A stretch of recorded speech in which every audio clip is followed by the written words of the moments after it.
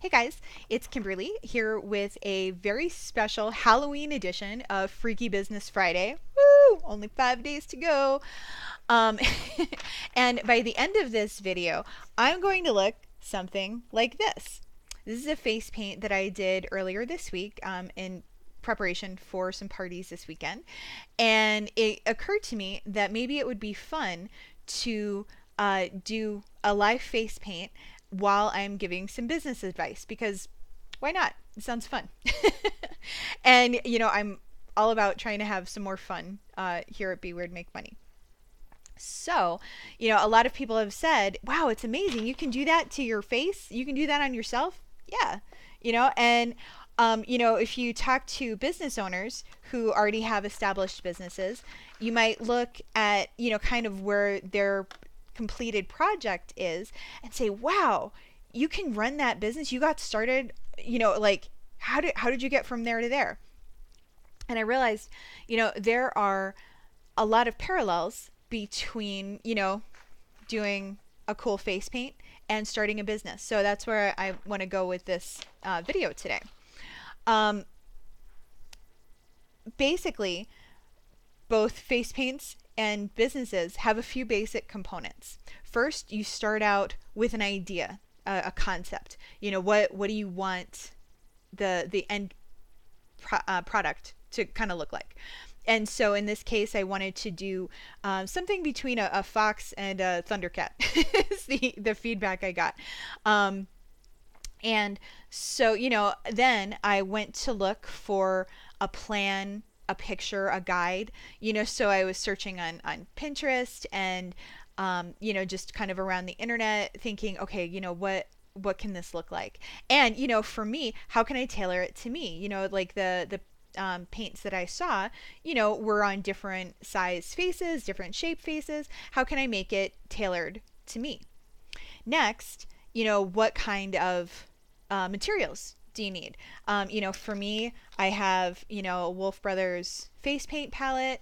I have some brushes and sponges, paper towels, just kind of to get things going. Then, practice and execution. So, I did that painting, that I have a picture of, as well as a couple of other iterations just to kind of see, oh, what if I do different colors, or what if I, do the lines a little bit different? What if I use different brushes or different sponges? How can that, make for a better end product? So I'm going to go ahead and get started with the painting and keep jabbering on about business. So bear with me if I'm looking away from the camera. I'm going to be obviously watching what I'm doing in the camera, but, I might have to look down to look at my paints and supplies and stuff like that. So my apologies for not totally watching you. All right. So first, I'm going to start with the base, right? And so that also includes, what's your business idea? Where are you starting? This is something that I talked about in previous videos, but let's see, if we can put that into practice, right? What do you, so where are you starting?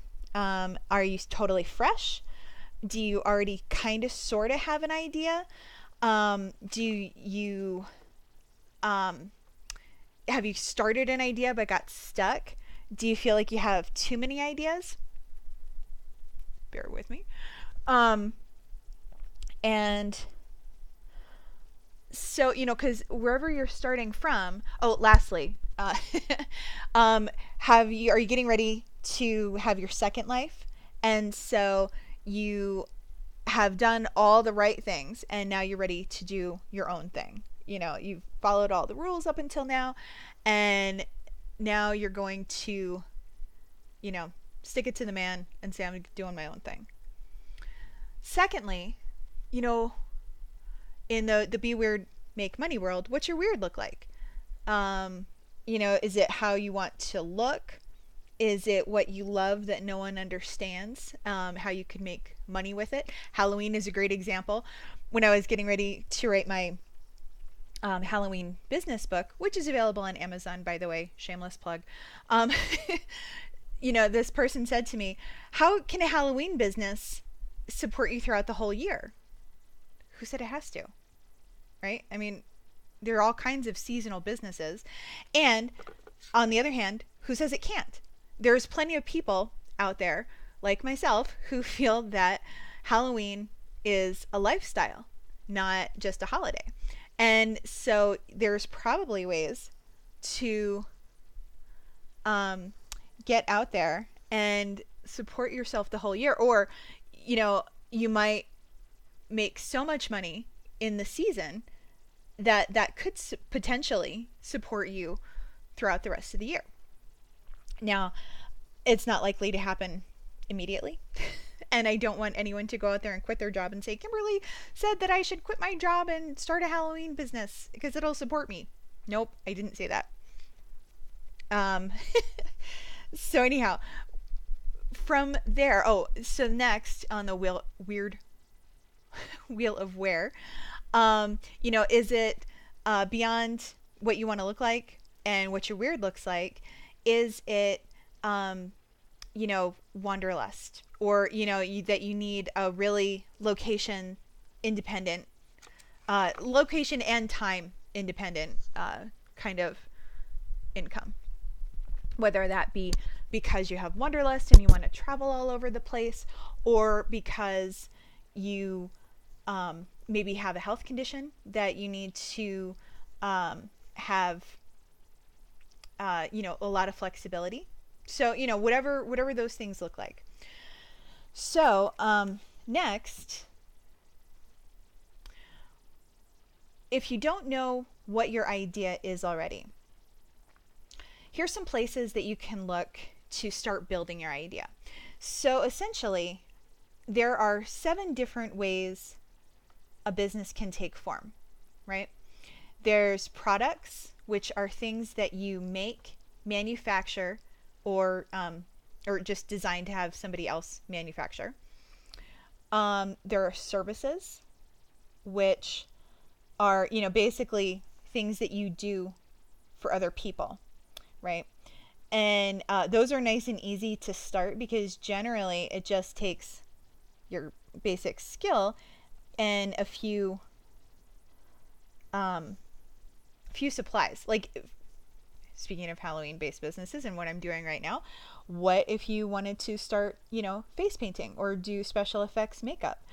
You could start very simply. You don't have to have a multi-hundred or $1,000 kit to get started. You could go drop less than $100 at your local special effects supply house, or makeup store, or this time of year even Spirit. Just start with some basics and start getting some practice, right? So beyond services, there's information products. Okay, and this is teaching people how to do stuff, right? So if I were to keep using face painting as an example, what if you taught people how to do face paint, right? And so so for products, using this example, you could maybe design brushes or paints, or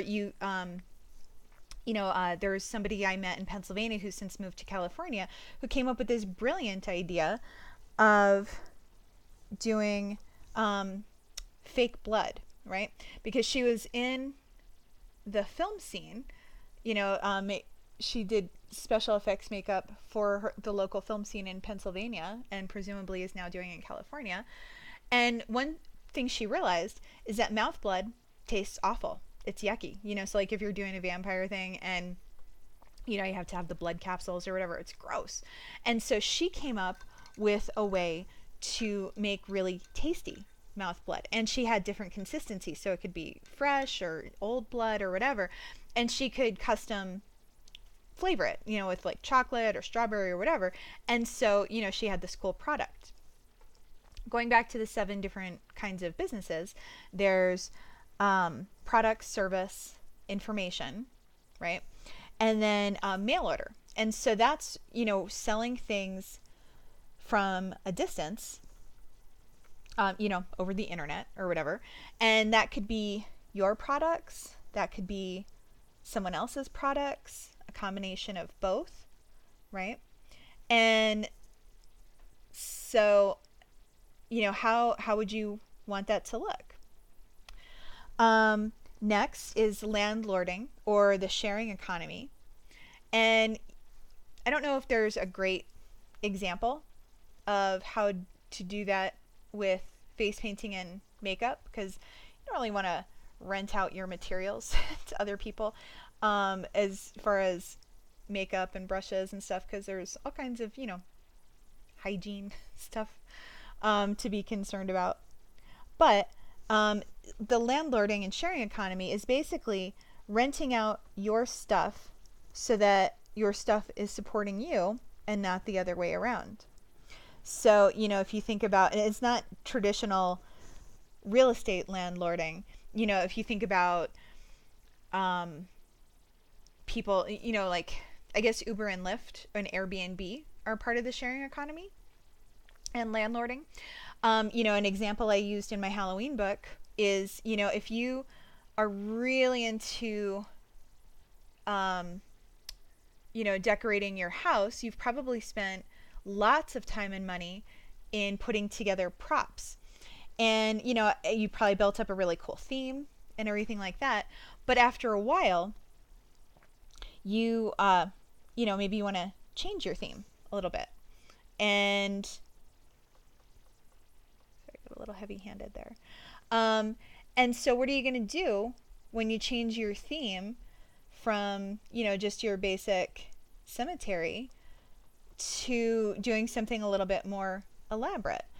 Are you just going to throw everything away? God, I hope not. You spent a lot of time and money doing that. And so,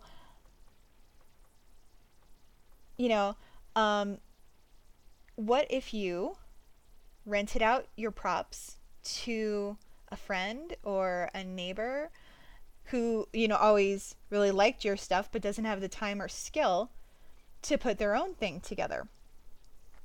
And that way, you don't have to explain to your spouse why it's cool that you took up the whole garage again with all your Halloween stuff, because it's making you money now, right?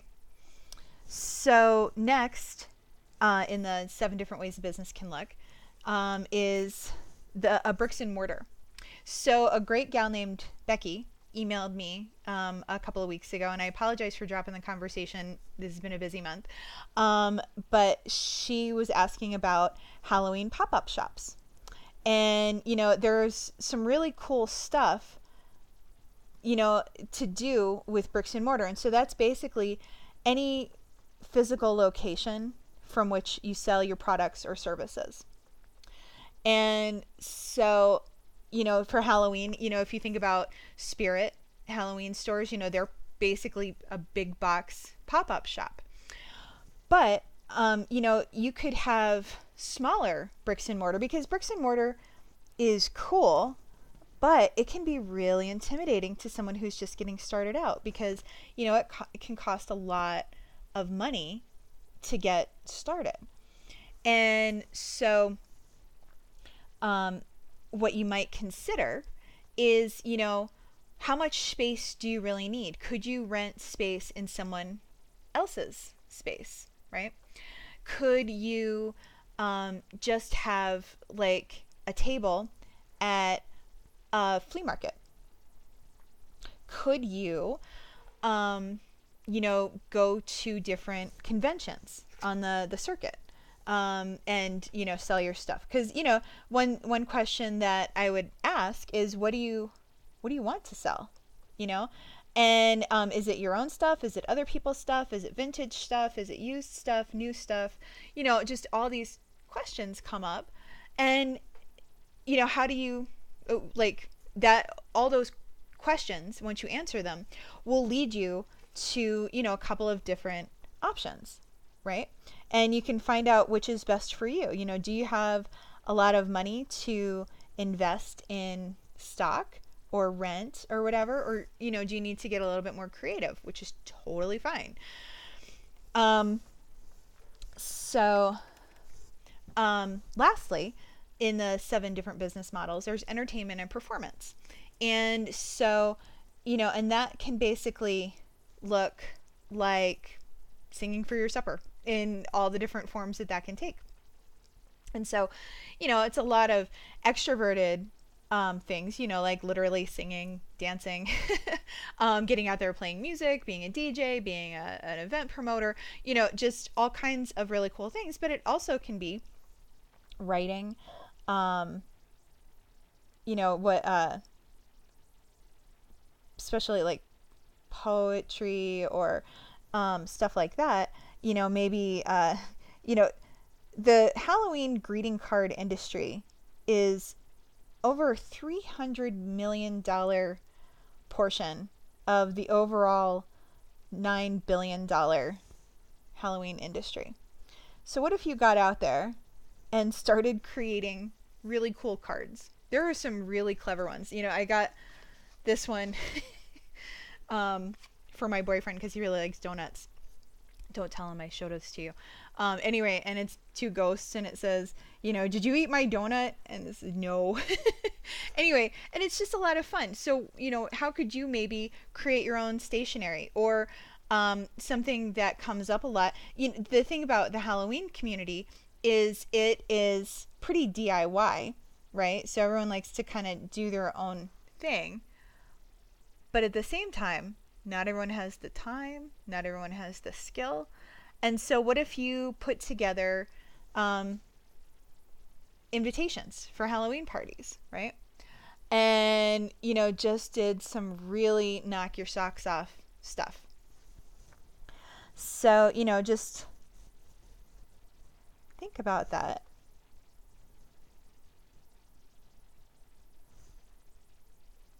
Next, you want to look for, in the 5 places for opportunity. And essentially, that can look like, you know, uh, along the lines of what kind of problems you want to solve, or, to kind of help figure out what you want your business to look like. And so that might start with demographics.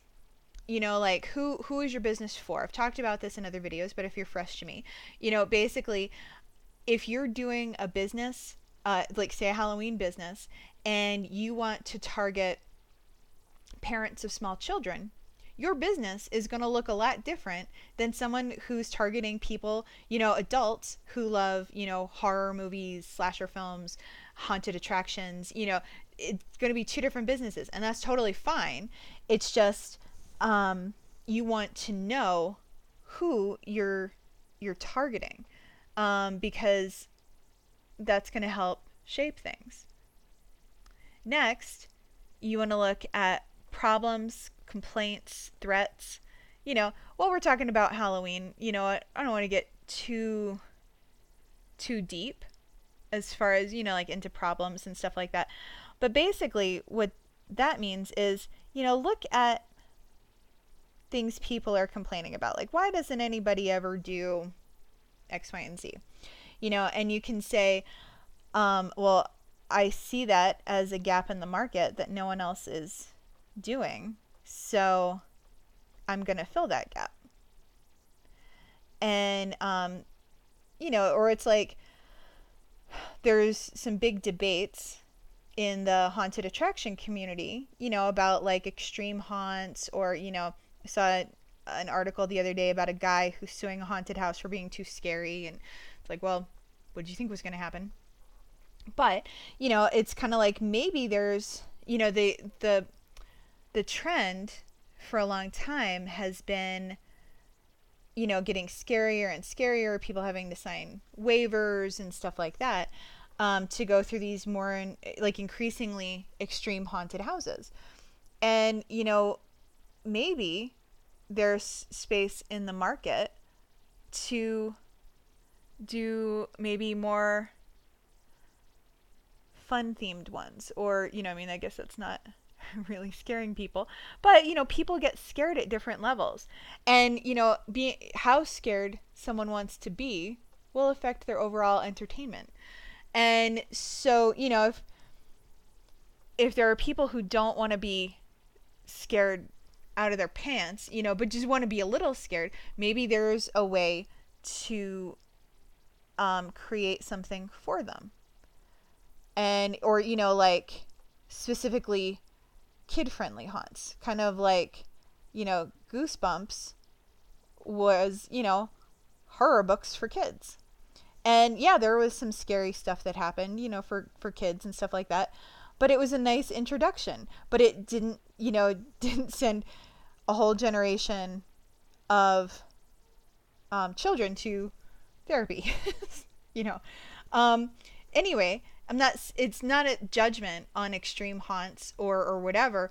I'm just saying that there's maybe a gap in the market to be paying attention to, and you can say, okay, if people are wanting less extreme things or things that they don't have to wonder, oh, will this be okay for my kid? Will I have to be up for 3 weeks, with nightmares and stuff like that? Maybe there's something to that.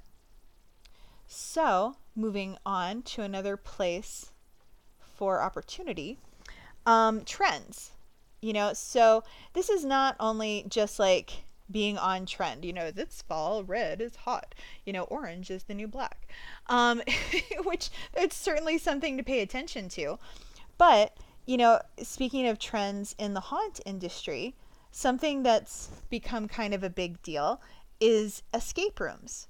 That's, 10 years ago, not many haunts had that as part of their repertoire, but increasingly so, that's the case. And so, what trends are happening in your market, whether it's Halloween or not? What is happening in the wider world, in that economy, to help you get started. Next, interests or hobbies. So again, speaking of Halloween, this is kind of an easy one. If you like Halloween and you want to start a Halloween business, you're probably in the right spot. So, but again, even within that, you go back to your demographics and, who within the Halloween market are you trying to reach? Like this kind of face painting that I'm doing right now is, friendly for everybody.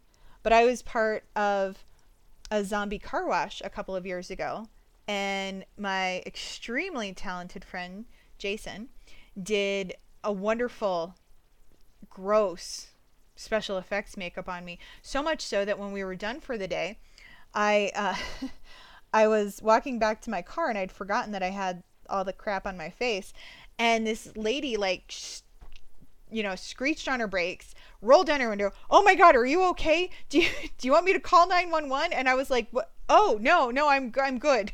And I realized it looked like half my face had been torn off. And so, that's a whole other market, doing gross makeup. Like this could be, very, family friendly, or, very, very general. But, then there's the space for the grosser stuff. And,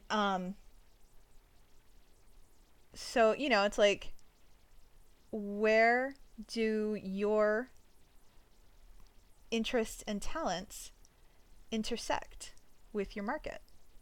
Okay. Lastly, the fifth place to look for opportunity is personal crisis or triumph. And, an example I thought of that kind of fits in to a couple of different categories, but it's a good feeling example, is Magic Wheelchair. Magic Wheelchair is a company that makes costumes for kids who are in wheelchairs. And it started out with a family, with a kiddo in a wheelchair. And, they were wanting to, have some cool costumes for him.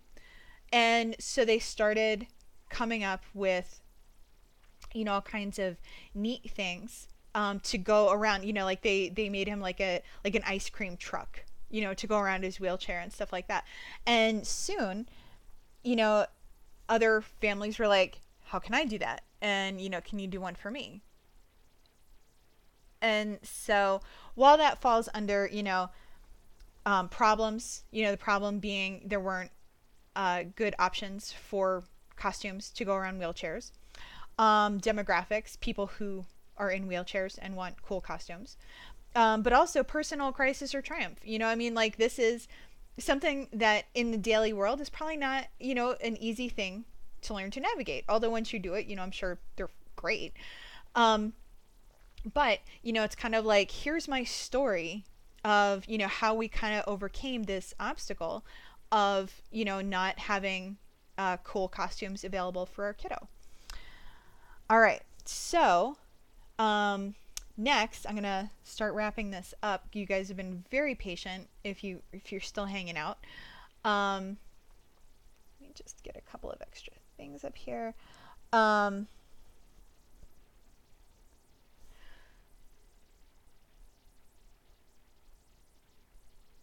so next, going back to the parallel between face painting and business, what kind of materials do you need? And this can be both information, like literally, what do you need to know to get started? That's where Google is going to be probably your best friend. How do I start a face painting business, right? How do I, um, you know, start a pop up business? How do I start a pop up Halloween business? How do I start a pop up Christmas business, right? And so what do you need to get started materials wise? Kind of the brushes, the paints. What do you need? Do you need a makeup kit? Do you need stock for a store? Do you need um, do you need space, right?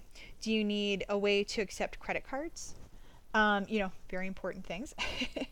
um, and so what do you need? And so just kind of like before you totally jump in, kind of take a look at that list that you've now created of what do I need, and get started, right? Because that's the other thing. It's kind of like, okay, it's cool to have all these ideas, but how do you get started? And so that's where you find your support.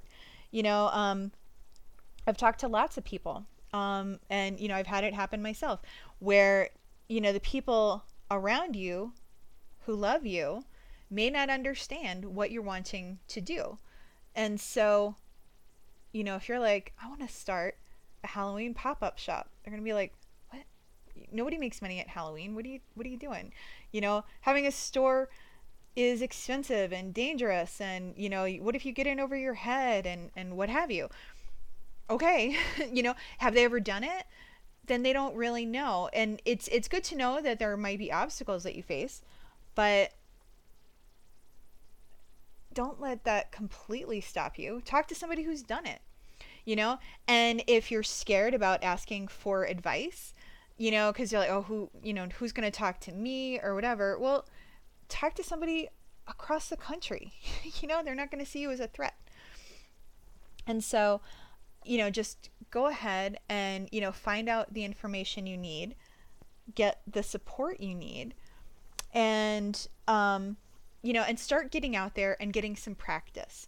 It's kind of like, for Becky and the pop-up shops, yeah, maybe you can't find a store to rent, but can you find space in a store? Somebody who would let you have a corner in their store. Or could you do something at your local flea markets, or farmers markets, or what have you? you know um, what could you do? Going back to the last couple of weeks of videos that I did, the Navigating the Chaos series, it's kind of like those are very real obstacles. How do I get around the fact that I don't have money for a space, that no one wants to rent me a space? How do I do that? Start asking. And it's not that it can't be done. It's just that, it requires a little bit extra. And so, and you can always email me. You can always, I'll answer, questions. If I can, I'll send you resources and links. You can hire me as a coach, and I'd love that. I'd love to help see, more small businesses come to fruition, especially, quirky, weird businesses. And so, yeah, um, just get out there. It's like face painting. If you don't have anybody to practice on, hey, I can guarantee everyone watching this video has a face. And so, you can kind of get started just on you. And then eventually people will say, wow, who did that? You did that? Can you do that to me? And then you say, sure, for $10, I'll give it a shot. I'm just starting out. But, and then you increase your price to, match your experience. Find out what other people are charging.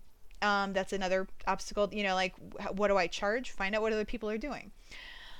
Um, and so that kind of wraps up this special edition of Freaky Business Friday. If you stuck with me, I really appreciate it. I'm just going to get one last thing, my big hat.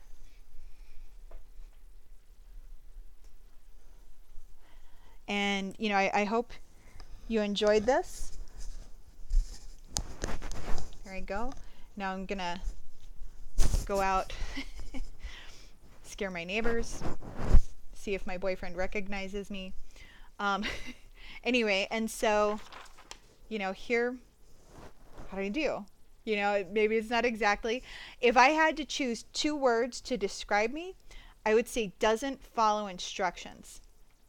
I'll just leave that there. Anyway, so this is Kimberly with Be Weird, Make Money. And I hope you are getting ready to have a great Halloween and a great weekend.